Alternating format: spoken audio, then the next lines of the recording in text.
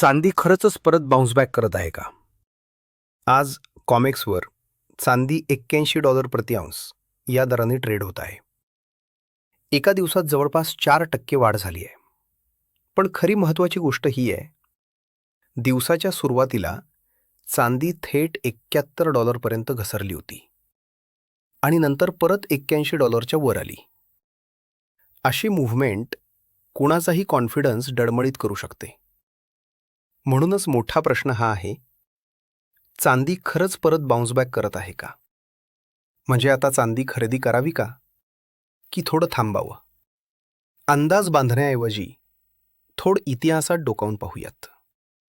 तर जेव्हा जेव्हा चांदीत 200% ते 500% जोरदार रॅली झाली, तेव्हा त्यानंतर तीव्र करेक्शन आला. साधारणपणे 20% ते 35%, कधीकधी त्याहूनही जास्त. आणि बहुतांश वेळा हा घसरणीचा वेग महत्त्वाच्या फिबोनाची लेव्हल जवळ कमी झाला. यावेळी चांदीने 300% पेक्षा जास्त रॅली दिलीये. म्हणून 40% करेक्शन जितका वेदनादायक वाटतो तितका इतिहास पाहता काही नवीन नाही.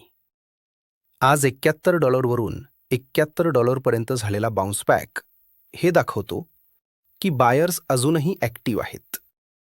पण याचा अर्थ असा नाही की इथून पुढचा प्रवास अगदी स्मूथ असेल. तुम्हाला काय वाटतं? इथून चांदी कुठे जाऊ शकते?